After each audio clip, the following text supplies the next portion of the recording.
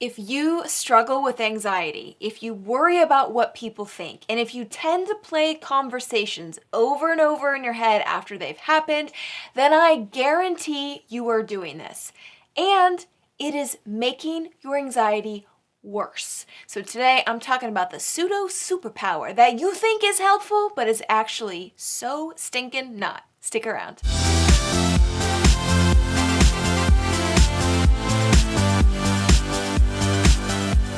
Hey y'all, welcome back to a brand new video. I am Dr. Allison. If you don't know me, I am a licensed clinical psychologist, and seriously, I have made it my life mission to really simplify psychology, to break down the science, to help you live a healthier and more meaningful life. And the most popular topic on my website, in my office, on my YouTube channel, it is without a doubt anxiety. So, I want you to tell me if any of these situations sound familiar. Are you ready? Situation one, you're at a party and you have some friends there, but you're also interacting with some new people. You meet somebody and you're talking, and then the minute you leave, you think, I sounded so weird. They're probably thinking I was so stupid. Why did I say that? And you keep replaying the interaction in your head and thinking about what the other person might have thought. Or how about this situation? You texted a friend earlier in the week and you haven't heard back, and suddenly you're thinking, they're mad at me, they're annoyed, I did something wrong, they must not like me anymore. All of a sudden, you're predicting and sort of everything, that's going on in their head. Or how about this situation?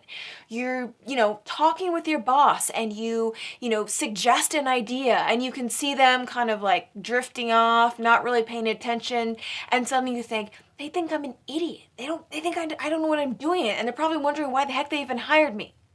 Raise your hand, I'm serious, raise your hand if any of those situations sound familiar. Go ahead, raise it really high.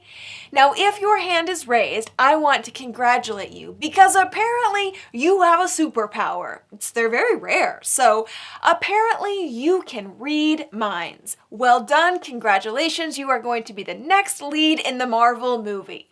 Okay, my sarcasm aside, let's seriously talk about this pseudo superpower that apparently we all have, and it's called mind reading. Basically, mind reading is really just what it sounds like. Your anxiety convinces you that you know what other people are thinking. You can tell what someone is thinking about you, or whether or not they like you, or a million other things that must be going through their head. Mind reading is exactly what it sounds like. You sort of believe that you can read people's minds and you totally know what they're thinking about you, about what you said, about your idea. In a moment, you just all of a sudden completely go to, they must have thought this, they must think this, or they must be thinking this.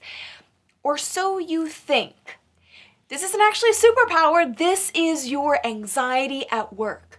Your anxiety convinces you of what somebody else must be thinking. It jumps to 1 in a million. It jumps to one conclusion, and it's usually not a positive one. We do this all the time.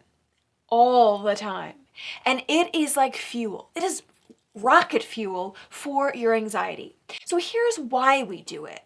We humans love to make sense of things. We're always trying to interpret, predict, make meaning, find order in the world. And this is an evolutionary skill that has really helped us, across the lifespan, but now in our current complex and emotion-focused world, it doesn't work so well.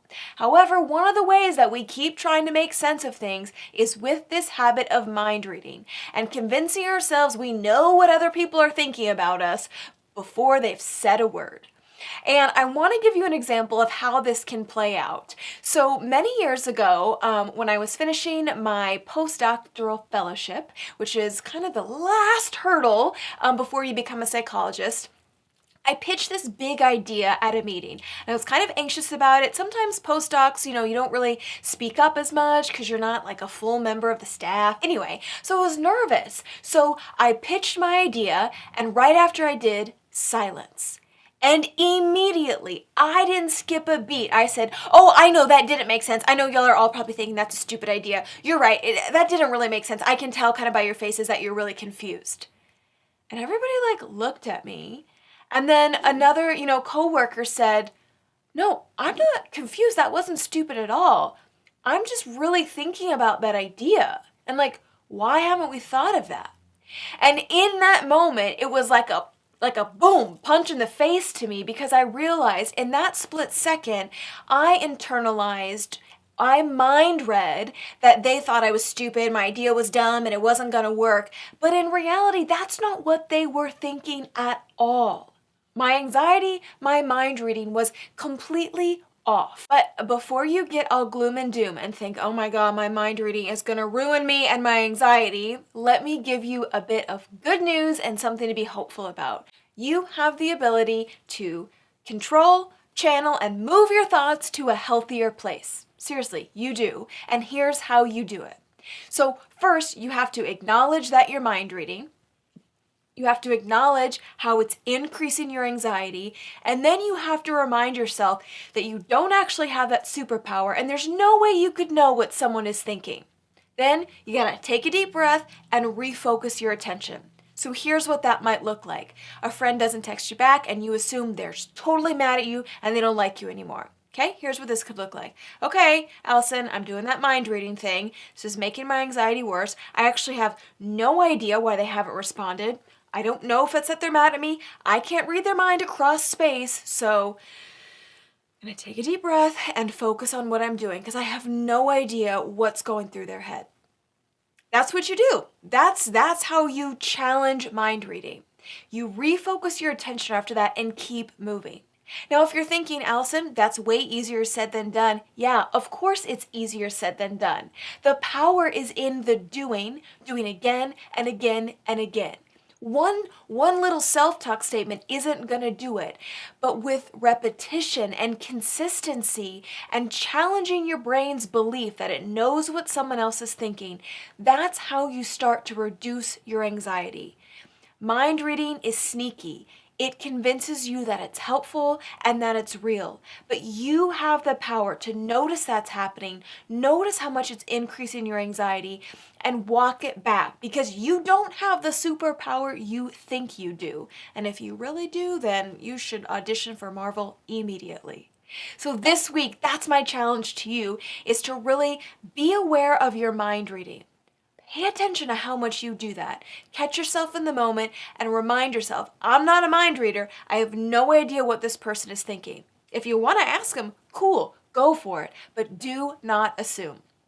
As always, thank you so much for watching this video, for being here with me on my channel. I seriously appreciate it. If you want more good stuff like this, more simplified psychology, check out my website, drallisonanswers.com. There's a lot of good stuff there that I do not post here on YouTube.